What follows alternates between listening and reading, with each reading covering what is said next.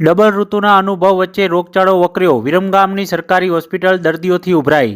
શિયાળાની ઋતુ વચ્ચે હાલ સમગ્ર ગુજરાતમાં ડબલ ઋતુનો અનુભવ થઈ રહ્યો છે. રાત્રિ દરમિયાન શિયાળો અને દિવસ દરમિયાન આંશિક ગરમીનો અહેસાસ લોકો કરી રહ્યા છે.